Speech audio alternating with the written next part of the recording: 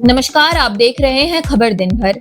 देसी खबर वाला झारखंड पर रोज सुबह 6 बजे आने वाला आपका खास कार्यक्रम, जहां आपको मिलती है झारखंड की बीते 24 घंटे की सबसे जरूरी और काम की खबरें, आसान भाषा और देसी अंदाज में। तो चलिए बढ़ते हैं आगे और जानते हैं आज की बड़ी और महत्वपूर्ण खबरें।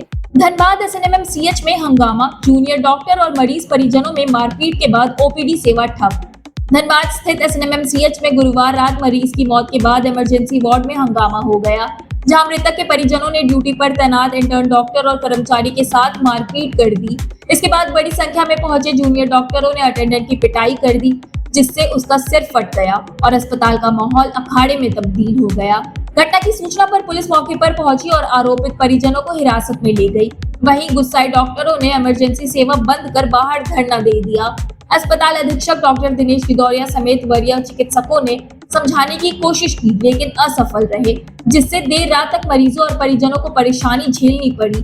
हालांकि रात में डॉक्टर काम पर लौट आए, लेकिन शुक्रवार को ओपीडी सेवा पूरी तरह ठप कर दी और सुरक्षा की मांग करते हुए चेतावनी दी कि अगर व्यवस्था नहीं की गई तो हड़ताल करेंगे। जानकारी के अनुसार झरिया के 40 वर्षीय मोहम्मद अब्दुल की गंभीर स्थिति के कारण डॉक्टरों ने उन्हें रिम्स रेफर किया था और 108 एम्बुलेंस से बात कराई थी, लेकिन प्रतिनिधि ने एम्बुलेंस उपलब्ध होने में 3 घंटे का समय बताया। इस बीच मरीज की मौत हो गई, जिससे आक्रोशित परिजनों ने डॉक्टरों पर लापरवाही का आरोप लगाते हुए हमला कर दिया। 1 सितंबर से झारखंड में निजी दुकानों से शराब बिक्री, कीमतों में बढ़ोतरी। 1 सितंबर से रांची सहित पूरे झारखंड में शराब की बिक्री निजी दुकानदारों के हाथों में चली जाएगी और इसके साथ ही शराब व बियर की कीमतें भी बढ़ जाएंगी।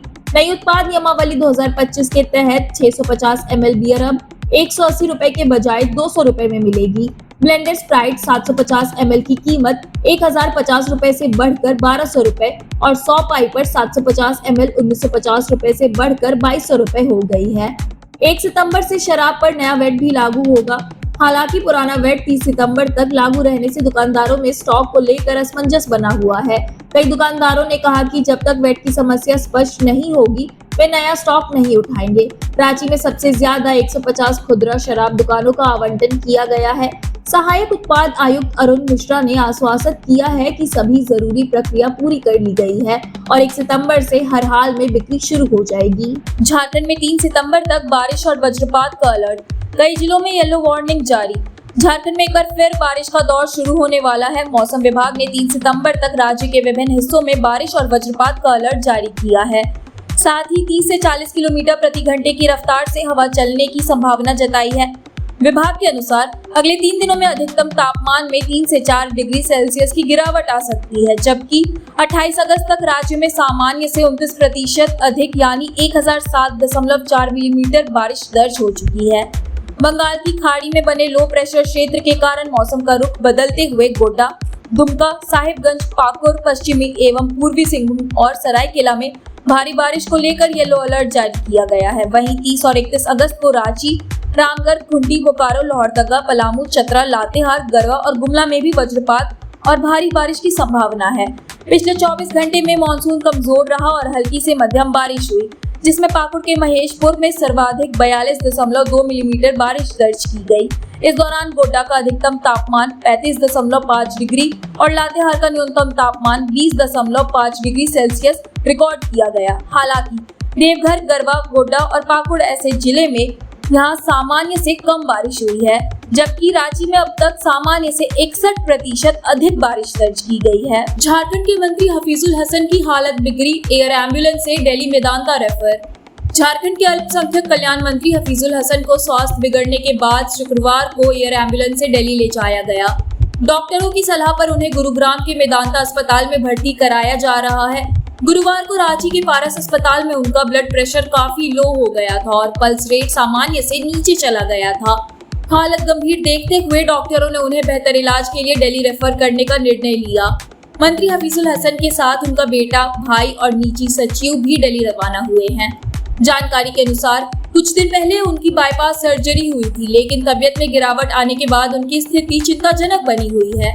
गुरुवार को मुख्यमंत्री हेमंत सोरेन समेत कई मंत्री पारस अस्पताल पहुंचे थे और उनकी सेहत की जानकारी ली थी। फिलहाल वेदांता अस्पताल में डॉक्टरों की टीम उनकी स्थिति पर नजर बनाए हुए है। स्वर्गीय रामदास सोरेन के श्राद्ध भोज में मुख्यमंत्री हेमंत सोरेन, राज्यपाल संतोष गंगवार सहित कई गणमान्य पहुंचे। झारखंड के पूर्व शिक्षा मंत्री स्वर्गीय रामदास सोरेन की श्राद्ध संस्कार भोज में शुक्रवार को मुख्यमंत्री हेमंत सोरेन अपनी पत्नी कल्पना सोरेन के साथ पहुंचे।